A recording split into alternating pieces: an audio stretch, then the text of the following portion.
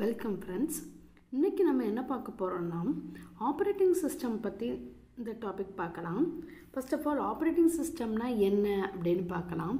Operating system act as an interface between the computer hardware and the user.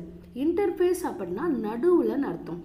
அதாவது நம்ம கம்ப்யூட்டரில் type பண்ணுறோமா, type பண்ணி ஒரு ரிப்ளை வருது. அதான் ஒரு ஹார்ட்வேருக்கும் ஒரு நம்ம கீபோர்டில் டைப் பண்ணுறோமா, கீபோர்டு அப்படிங்கிறது ஹார்ட்வேர். டைப் பண்ணுறது நம்ம யார், யூசர். நம்ம இப்போ டைப் பண்ணுறது எல்லாமே கமெண்ட்ஸாவோ போகுது. தட் இஸ் நடுவில் ஆப்ரேட்டிங் சிஸ்டம் இருக்குது. அவங்க தான் இன்ட்ராக்ட் பண்ணுறாங்க. So that act as an interface between the computer hardware and the user. And operating system என்ன செய்யும் அப்படின்னா எல்லா ஹார்ட்வேரையும் கண்ட்ரோல் பண்ணும், டேட்டாவை ஃப்ளோ ஆஃப் டேட்டாவை கண்ட்ரோல் பண்ணும், அந்த instruction and information within the system.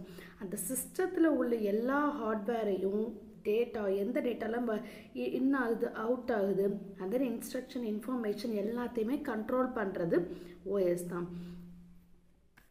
And then operating system takes instruction from user and directs to the CPU, which further passes the instruction to the hardware. Operating system instruction user டந்து எடுத்து and then அந்த instruction CPU க்கு pass ஆகும். CPU CPU-க்கு pass பண்ணும் and then மற்ற instruction எல்லாத்தையும் ஹார்ட்வேருக்கு pass பண்ணும். இதுதான் ஓஎஸோட வேலை. நம்ம டயக்ராமேட்டிக் ரெப்ரசன்டேஷனில் பார்க்கலாம். இப்போது நம்ம தான் யூசர் இன்ட்ராக்ட் பண்ணுறாங்க. இன்ட்ராக்ட் பண்ணுறது அப்ளிகேஷன் ப்ரோக்ராம் மூலியமாக தான் இன்ட்ராக்ட் பண்ண முடியும். சிஸ்டம் அண்ட் அப்ளிகேஷன் ப்ரோக்ராம் மூலமாக இன்ட்ராக்ட் பண்ண முடியும். அண்ட் தென் நடுவில் ஆப்ரேட்டிங் சிஸ்டம் என்ன செய்யும்னா ஹார்ட்வேர் மூலயமா கம்ப்யூட்டர் ஹார்ட்வேர் மூலயமா எல்லா இன்ஸ்ட்ரக்ஷனும் போகும். இதுதான் diagrammatic representation for OS. And operating system acts as a resource manager. எல்லா ரிசோர்ஸையும் மேனேஜ் பண்ணுறது யாரு அப்படின்னா ஆப்ரேட்டிங் சிஸ்டம் தான். And then operating system is one of the software program. Operating system அப்படின்னா என்னது, அது ஒன்றும் இல்லை, அது ஒரு சாஃப்ட்வேர் ப்ரோக்ராம் தான். அது ஹார்ட்வேரில் ரன் ஆகும் and make it usable. The user interact with the hardware by giving the commands and receive output. User என்ன செய்வாங்கன்னா ஹார்ட்வேரோட இன்ட்ராக்ட் பண்ணி கமெண்ட்ஸ் கொடுப்பாங்க. இப்போ நமக்கு என்ன வேணுமோ அது எல்லாமே எப்படி கொடுக்குறோம், கம்ப்யூட்டரில் கமெண்ட்ஸ் மூலமாக தான் கொடுக்குறோம். பை யூஸிங் தி ஹார்ட்வேர்னால் என்னது, கீபோர்டாக இருக்கலாம், மவுஸாக இருக்கலாம், அதுக்கு மூலயமா கொடுத்து அண்ட் தென் அவுட்புட்டை நம்ம ரிசீவ் பண்ணுறோம். இதுதான் operating system. And then types of operating system அப்படின்னா மொத்தம் 5 டைப்ஸ் இருக்குது. Based on the ability of the OS the types are divided. Batch operating system, multi-programming operating system, multitasking operating system, multi-processing operating system, and then real-time operating system. And then இதை நம்ம எல்லாத்தையும் இந்த 5 டைப்ஸையும் எலாபரேட்டாக next கிளாஸில் பார்க்கலாம். And then functions of operating system. மெமரியை ஃபுல்லாமே manage பண்ணுறது யார் அப்படின்னா ஓஎஸ் தான். That is a memory management. Job accounting, எத்தனை நம்பர் ஆஃப் ஜாப்ஸ் வந்தாலும் அது எல்லாமே மெயின்டைன் பண்ணுறது யார் அப்படின்னா ஓஎஸ் தான். அண்ட் தென் செக்யூரிட்டி, எல்லா டேட்டாஸையும் செக்யூராக வச்சுருக்கிறது, அதோட வேலையும் செக்யூர் பண்ணுறதும். அதுக்கப்புறம் ப்ராசஸ் மேனேஜ்மெண்ட், ப்ராசஸ் எல்லாத்தையுமே மேனேஜ் பண்ணும். ஃபைல் மேனேஜ்மெண்ட், எத்தனை ஃபைல் இருந்தாலும் அதையும் மேனேஜ் பண்ணுறது. Device management, networking, communication management, command interrupt.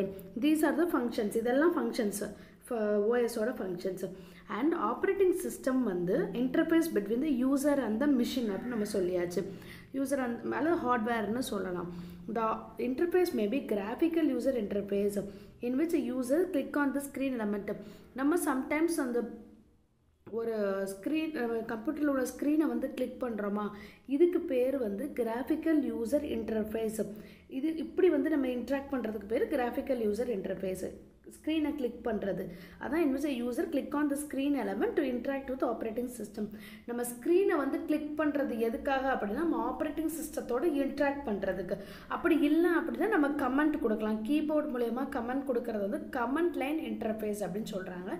எதுக்காக இதெல்லாம் கொடுக்குறோம்னா இந்த கமெண்ட் லைன் நமக்கு என்ன தேவை இருக்கோ அதுக்காக தான் இந்த கிராஃபிக்கல் யூசர் இன்டர்ஃபேஸ் அல்லது கமெண்ட் லைன் இன்டர்ஃபேஸ் மூலயமா ஓஎஸோடு நம்ம இன்ட்ராக்ட் பண்ணுறோம். அண்ட் தென் ஓஎஸோட வேலை எப்படி என்னன்னு பார்த்தீங்கன்னா மேனேஜ் பண்ணுறது, ரிசோர்ஸஸ் எல்லா ரிசோர்ஸையும் மேனேஜ் பண்ணுறது. ரிசோர்ஸஸ்னால் என்னெல்லாம் CPU, memory, disk drive, printer, இது எல்லாமே வந்து மேனேஜ் பண்ணுறது யார் அப்படின்னா ஓஎஸ். அண்ட் தென் ஓஎஸ் வந்து 2 செக்ஷனாக டிவைட் ஆகிருக்கு.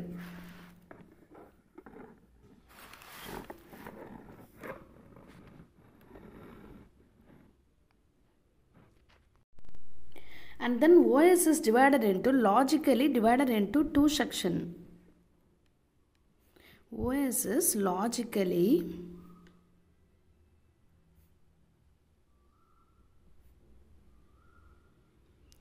divided into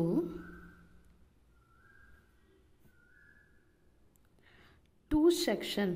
அந்த செக்ஷன் என்னன்னு பார்த்தீங்கன்னா user section, user code, and then kernel code. User code வந்து mode is equivalent to 1 bit, and then இதோட mode என்னன்னு பார்த்தீங்கன்னா 0. எப்போதுமே user mode to kernel mode, kernel mode to user mode வந்து context ஸ்விட்சிங் வந்து நடந்துக்கிடும். ஒவ்வொரு ப்ராசஸ்க்கு பொறுத்தாப்புலே நடந்துக்கிடும். இதில் எங்கே நடக்கும் அப்படின்னா சிபியூவில் வந்து இந்த கான்டாக்ட் ஸ்விட்சிங் எல்லாம் டேக்ஸ் பிளேஸ் ஆகும். தேங்க்யூ. எங்கள் சேனல் பிடிச்சிருந்தா சப்ஸ்கிரைப் பண்ணுங்கள், ஷேர் பண்ணுங்கள், லைக் பண்ணுங்கள்.